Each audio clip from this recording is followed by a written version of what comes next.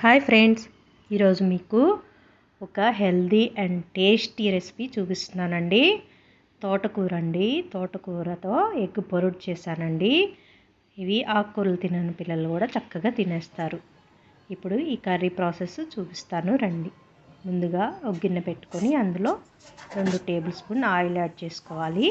Oil heat అవ్వగానే పోపు దినుసులు add చేసేసుకోండి. తర్వాత ఉల్లిపాయ కూడా చిన్న చిన్న ముక్కలుగా కట్ చేసుకొని యాడ్ చేసుకోవాలి. తర్వాత ఇందులో పచ్చిమిర్చి కూడా చిన్న ముక్కలుగా కట్ చేసుకొని యాడ్ చేసుకోండి. ఇప్పుడు ఇందులో పసుపు కూడా 1 స్పూన్ యాడ్ చేసేసుకోండి. చక్కగా ఫ్రై అవనియండి.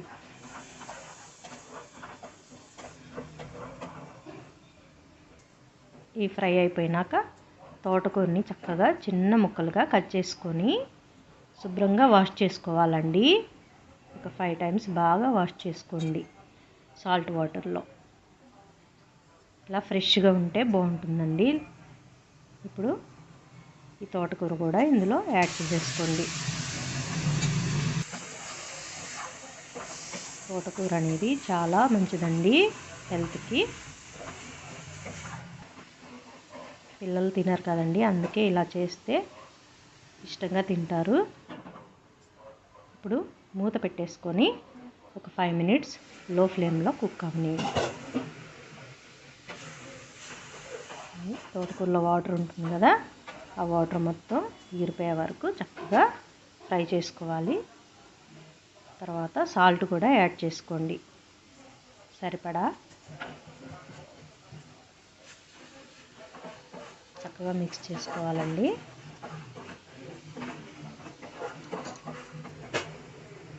ఇప్పుడు మూత పెట్టుకొని బాగా 10 మినిట్స్ లో ఫ్లేమ్లోనే కుక్ అవనియండి. చూడండి, ఆయిల్ సపరేట్ అయింది. ఇప్పుడు ఈ టైంలో ఉడికిందో లేదో చూసుకోండి. చూడండి, చక్కగా మెత్తగా ఉడికిపోయింది. త్వరగానే ఉడికిపోతుందండి. తర్వాత కారం కూడా యాడ్ చేసుకోండి సరిపడా. రుచికి సరిపడా యాడ్ చేసుకోవాలండి. మొత్తం చక్కగా మిక్స్ చేసుకోండి. తర్వాత మూత పెట్టుకొని ఒక 2 మినిట్స్ ఫ్రై అవనియండి.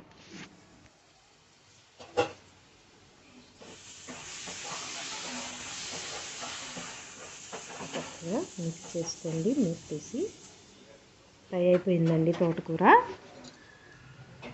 ఇప్పుడు ఈ టైంలో మనము ఎగ్స్ యాడ్ చేసేసుకోవాలి.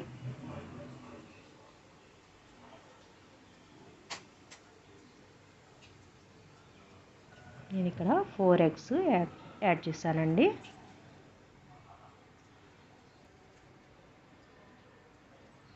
వేయగానే ఎగ్స్ కలపకూడదండి. మూత పెట్టి ఒక 1 మినిట్ అలా కుక్ అవనియండి. ఇప్పుడు టర్న్ చేసుకొని చక్కగా మిక్స్ చేసేసుకోండి.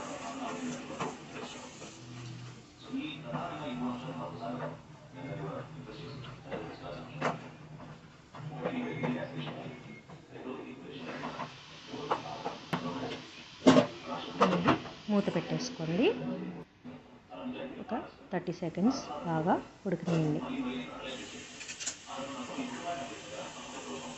చూడండి, చక్కగా ఉడికిపోయింది. తోటకూరలో చక్కగా ఎగ్ మిక్స్ అయ్యి టేస్ట్ కూడా బాగుంటుందండి.